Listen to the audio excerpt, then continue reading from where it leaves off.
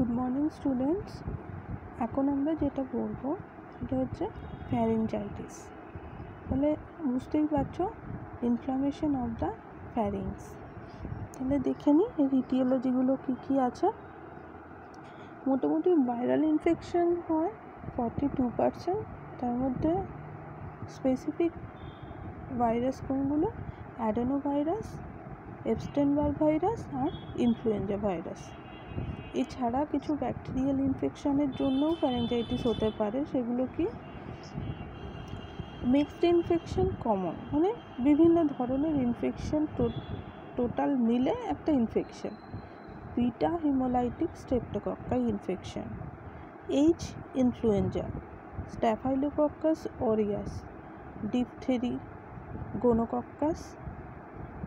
অ্যানারোবস remain uncertain, মানে anaerobes দিয়েও অনেক সময় হতেও পারে ফ্যারিঞ্জাইটিস, নাও হতে পারে। আর ফাঙ্গাইয়ের মধ্যে ক্যান্ডিডা অ্যালবিকান্স।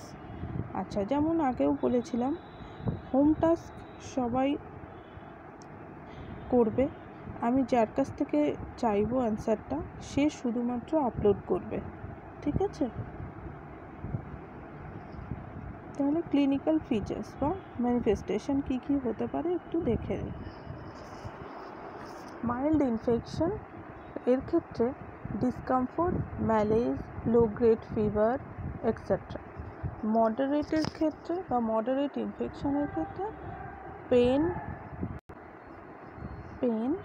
ডিসফেজিয়া মিনিংটা লিখে ফেলো, হেডেক, হাই ফিভার, কনজেস্টেড আর ইডিমেটাস এক্সুডেটস ফ্রম ফ্যারিংস। আচ্ছা, এছাড়া enlarged tonsils, lymph node may be palpable and tender. Viral infection এর ক্ষেত্রে কি হয়? Associated with rhinorrhea মিনিংটা লেখো, voice may be changed in case of severe bacterial infection. তাহলে ডায়াগনোসিস করব কি করে যে এটা ফ্যারিঞ্জাইটিস হয়েছে, কোন কারণে, বা ইটিওলজি কি? তাহলে ডায়াগনোসিস করার উপায় হচ্ছে culture and sensitivity of that secretion বা এক্সুডেটস বা যে পাস সেটা। এছাড়া ট্রিটমেন্ট হচ্ছে জেনারেল মেজার্সের মধ্যে bed rest, fluid management, warm saline gargle আর analgesic to reduce pain. Specific measure বলতে পেনিসিলিন ওরাল অর ইনজেকশন, মানে অ্যান্টিবায়োটিক থেরাপি। সেটা যদি অ্যান্টিভাইরাল হয় তাহলে অ্যান্টিভাইরাল ড্রাগ দিতে হবে, যদি ব্যাকটেরিয়ার জন্য হয় তাহলে অ্যান্টিব্যাকটেরিয়াল ড্রাগ দিতে হবে। ক্রনিক ফ্যারিঞ্জাইটিস, তাহলে বুঝতেই পারছো, রিপিটেড এক্সপোজার অফ ফ্যারিঞ্জাইটিস। তাহলে ক্যারেক্টারাইজড বাই কি? Hypertrophy of mucosal seromucinous glands, sub epithelial lymphoid tissue, even muscular coat.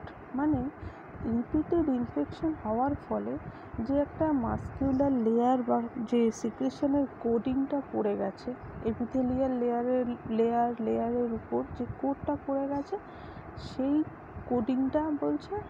কোটিংটাই hypertrophy হওয়ার ফলে থিক লেয়ার তৈরি করে ফেলে। এইটাকে বলছি আমরা, এটা দেখেই বুঝবো ক্রনিক ফ্যারিঞ্জাইটিস হয়েছে। তাহলে এখানেও দেখো ইটিওলজির মধ্যে ক্রনিক রাইনোসাইনোসাইটিস। এছাড়া ক্রনিক ইরিটেন্টসের মধ্যে smoking, tobacco, chewing, alcohol, spicy food, যদি রিপিটেডলি স্পাইসি ফুড খাওয়া হয়।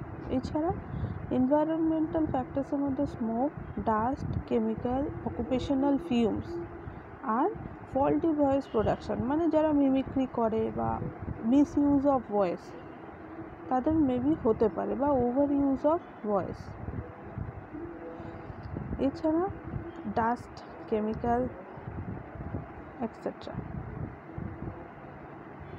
এখানেও সিমটম দেখো সেই same, discomfort, pain, more during morning, foreign body sensation. কেন? যেহেতু ওখানে একটা হাইপারট্রফি হয়েছে, সিক্রেশনের লেয়ার পড়ে একটা থিক লেয়ার তৈরি হয়েছে, তাই একটা ফরেন বডি সেন্সেশন লাগবে। ডিসফেজিয়া হবে, সোয়ালো করতে পারবে না, ভয়েস টায়ার্ডনেস, কাফ, এছাড়া কনজেশন, ভাস্কুলার এনগজমেন্ট, ইনক্রিজ সিক্রেশন। তোমরা ক্যাটারাল টনসিলাইটিস পড়েছিলে, দরকার হলে ছবিটা আরেকবার দেখে নাও। আর হাইপারট্রফিকের ক্ষেত্রে pharyngeal wall thick, oedematous, congested mucosa and dilated vessels. মোটামুটি সেম, কিন্তু এখানে রিপিটেড এক্সপোজারের জন্য লেয়ারটা আরও মোটা হয়ে যায়। যে এপিথেলিয়াল লেয়ারে সিক্রেশন বা মিউকাসগুলো সেডিমেন্ট পড়ছিল, সেখানে আরও বেশি লেয়ারটা থিকনেসের জন্য কিছু সিমটম একটু চেঞ্জ হচ্ছে। তাহলে এক্ষেত্রে ম্যানেজমেন্ট বলছে কি, ইটিওলজিটাকেই ইরাডিকেট করতে হবে। যদি ব্যাকটেরিয়াল ইনফেকশন হয় তাহলে সেটাকে সরাতে হবে, যদি ভাইরাল ইনফেকশন হয় তাহলে ভাইরালকে ট্রিট করতে হবে। আর ভয়েস রেস্ট্রিকশন মানে voice rest, maybe speech therapy দরকার হতে পারে, ওয়ার্ম স্যালাইন গার্গল, আর ডায়াথার্মিক অটারি মানে যদি দরকার পড়ে তাহলে সার্জিক্যাল প্রসিডিওরের মাধ্যমে ডায়াথার্মি ইউজ করে সেই লেয়ারটাকে বাদ দেওয়ার ব্যবস্থা করতে হবে, যেটা স্টোন লাইক স্ট্রাকচার বা হাইপারট্রফিড এরিয়া হয়েছিল সেই জায়গাটাকে ক্লিয়ার করতে হবে। এটা একটা সার্জিক্যাল প্রসিডিওর।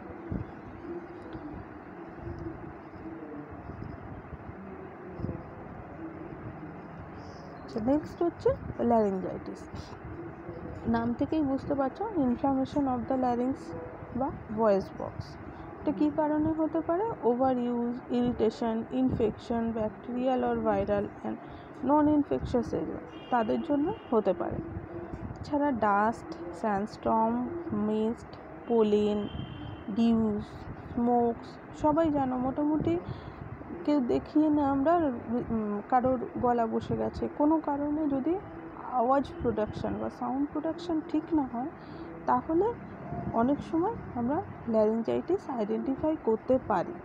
অনেক সময় হয় কি যে আইসক্রিম বা ঠান্ডা কোনো ফুড খেয়ে ফেলেছে, খানিকক্ষণের জন্য হয়তো আমাদের গলা ধরা যেটা বলি, তারপরে একটু ওয়ার্ম গার্গল স্যালাইন বা হোম রেমিডিসেই আমরা গলাটাকে আবার ঠিক করে নিতে পারি। ঠিক আছে, এটাই হলো ল্যারিঞ্জাইটিস।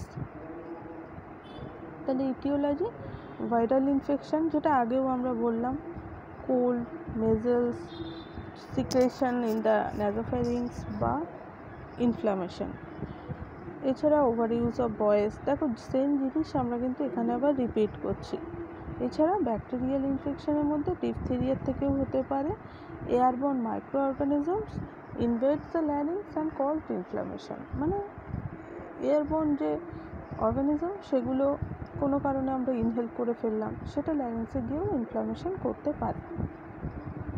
ক্রনিক ল্যারিঞ্জাইটিসের ক্ষেত্রে repeated exposure in irritant inhalation, chronic sinusitis, gastric acid reflux disorder, সেটাকে কি বলে লেখো, excess alcohol intake, smoking, etcetera. Clinical manifestation, এটা তোমরা লেখো যে যার খাতায় যে ল্যারিঞ্জাইটিস হলে কী কী ম্যানিফেস্টেশন হতে পারে, তারপরে আমি বলে দেব, বা যদি বুঝতে না পারো জিজ্ঞেস করবে। ঠিক আছে, আমরা কিন্তু এক্ষুনি আলোচনা করেছি মোটামুটি ল্যারিঞ্জাইটিসে কী কী হয়, তাহলে এটা তোমাদের বাড়ির task. hoarseness of voice due to distortion of the larynx during vibration of sound production, তার মানে নিশ্চয়ই আর বলে দিতে হবে না। loss of weakness of voice, tickling sensation and rawness of the throat, dry short throat, তোমরা যে মিনিংটা বুঝছো সেই মিনিংটাই লেখো, কোনো অসুবিধা নেই। dry cough, ওকে, নিশ্চয়ই আশা করি সবগুলোই বুঝতে পেরেছো, তবুও নিজেদের ভাষাতে ক্লিনিক্যাল ম্যানিফেস্টেশনটা আরেকবার লেখো। ডায়াগনোসিস কী কী করে করতে পারি, যেহেতু ল্যারিংসে আমরা খুব বেশি দূর দেখতে পাবো না, তো সেই জন্য লাইগ্রোস্কোপ লাগবে। আমরা সেখানে পাস ফর্মেশন বা রেডনেস বা ইনফ্লামেশনটা দেখার জন্য বায়োপসি করা যেতে পারে ল্যারিংসের, বা ওই সিক্রেশন কালেকশন করে বা পাস কালেকশন করে। এছাড়া culture and sensitivity swab to detect the positive organism. আচ্ছা, একটু জেনে নিই এর ইনকিউবেশন পিরিয়ডগুলো কতক্ষণ। acute laryngitis is 72 hours, subacute laryngitis is 2 to 3 days, chronic laryngitis 4 to 10 days and recurrent laryngitis 2 to 3 weeks. তাহলে মোটামুটি দেখো একটা ঠান্ডা জল খেলে আমরা যে ইমিডিয়েটলি গলার আওয়াজটা চেঞ্জ হয়ে যাচ্ছে সেটা আমরা ওয়ার্ম গার্গল স্যালাইন করে মোটামুটি আমরা যদি করি আধ ঘন্টা 1 ঘন্টার মধ্যে দেখি যে আমরা ফিল করছি আস্তে আস্তে কমতে থাকছে। কিন্তু যখন সেটা কোনো অর্গানিজমের কারণে হচ্ছে তখন কিন্তু দেখো এর ইনকিউবেশন পিরিয়ডটা বেড়ে গেছে আপ টু 72 আওয়ার্স, মানে 3 দিন। তারপর থেকে যে রিপিটেড আমরা সাইন সিমটমগুলো ফেস করব বা ম্যানিফেস্টেশনগুলো ফেস করব বা পেশেন্ট এসে কমপ্লেন করবে, তখন আমরা আইডেন্টিফাই করতে পারবো it may be due to laryngitis. Okay, management. তাহলে ফার্স্ট দেখো স্টিম ইনহেলেশন, মানে ওয়ার্ম স্যালাইন যেটা গার্গল করছিলাম সেটার সাথেও স্টিম ইনহেলেশন আমি নিতে পারি বা পেশেন্টরা নিতে পারে। ভয়েস রেস্ট্রিকশন, ফ্লুইড অ্যান্ড যেহেতু খেতে অসুবিধা সেজন্য ফ্লুইড ম্যানেজমেন্টটা এখানে ভীষণ ইম্পর্ট্যান্ট যাতে ডিহাইড্রেশন না হয়। অ্যানালজেসিক্স, অ্যান্টিপাইরেটিক্স, এগুলো নিশ্চয়ই মানে বলতে হবে না, এতদিনে শিখে গেছো তোমরা, প্রচুর ড্রাগ লিখে ফেলেছো। Antibiotic, corticosteroid, acid reflux medication, এটার মধ্যে আমি কি মেডিকেশন বোঝাচ্ছি যেটা হসপিটালে সাপ্লাই আছে সেটা লেখো।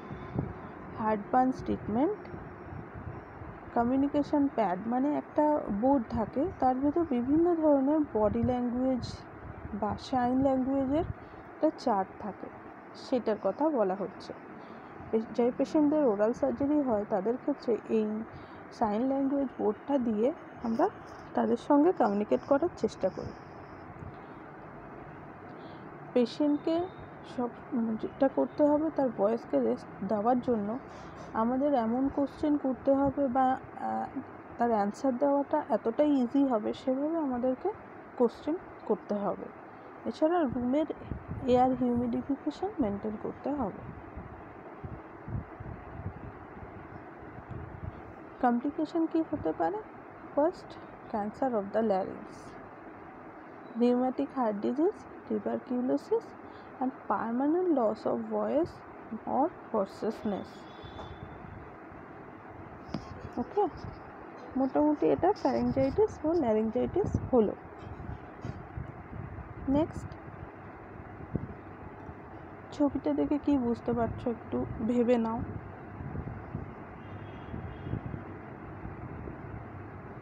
আমরা পরের পার্টে এটার বাকি পার্টটা পড়ব। এটা কি বোঝাতে চেয়েছি ছবিটা দিয়ে সেটা খাতায় লিখে ফেলো। Thank you.